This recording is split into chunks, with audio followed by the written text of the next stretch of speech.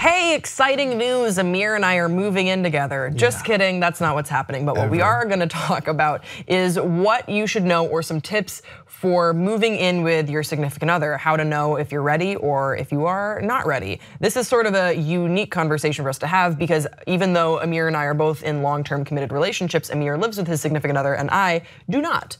So Amir, what was your thought process behind moving in with your girlfriend? It was both convenient and it just made sense at the time. And it just kind of— Isn't that convenient?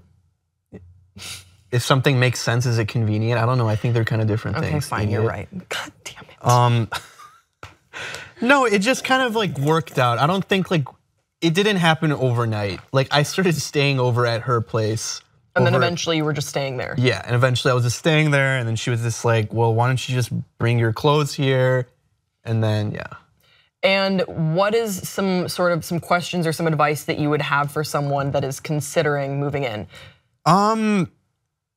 Definitely like know the person before you do, like really know the person. I think I was dating my girlfriend for almost 2 years before I actually moved in.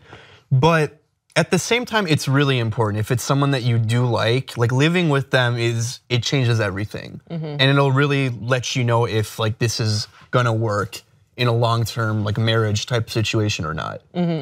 I think it is pretty common what you were talking about before is rarely do people move in and it's a conversation like, okay, we're gonna move in. Usually it's something that sort of happens over time as like a transitional thing. I know that I have been in past relationships where you kind of wake up 3 months later and you effectively live together even though there was never a conversation that happens. And for me, in my past, that had never worked out.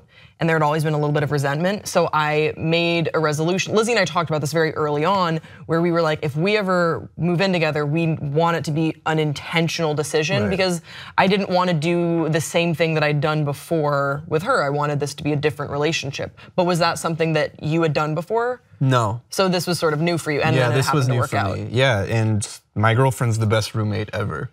She's awesome. Yeah. Are there any sort of pitfalls that you think people fall into when they move in? Yeah, like if you don't do a good job in the beginning of figuring out like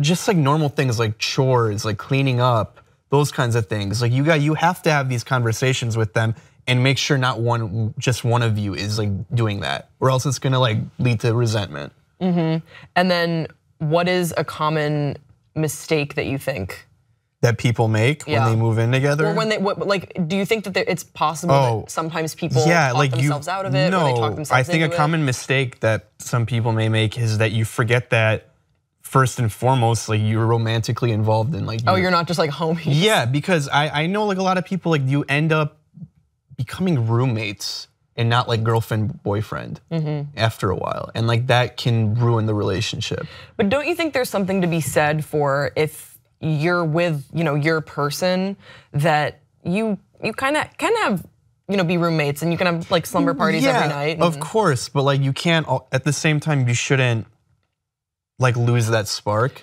So then how would you keep the spark? Like what would your advice be to someone? I should also qualify it. Lizzie and I aren't thinking of moving in together. This is something that I feel like people are gonna be like, this is just a therapy session between Grace and Amir.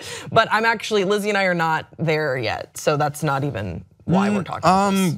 But what was your question again? My question was, how do you keep it? Yeah, because you said the big pitfall is they forget that they're romantic. You gotta like keep going out on dates and stuff like that. You gotta like do things and like not fall into this whole idea of like you're just at home and like you're living at home with your roommate. You gotta keep doing the things that you were doing in the beginning of your relationship too.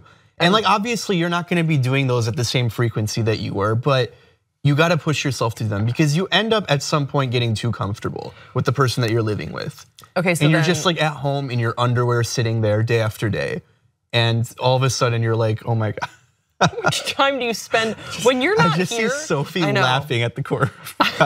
When you're not here, are you just sitting on your couch in your underwear? Oh, it's my favorite thing to do. It's your favorite thing? Yeah, I take my pants off immediately when I get home.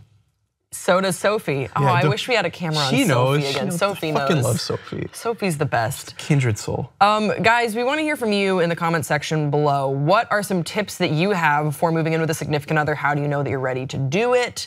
What do you think of Amir's tips? Is he wrong on a lot of the things he said? I would love for you to criticize him in the comment section below. Don't forget to subscribe to this channel, and we will see you next time on Pop Trigger.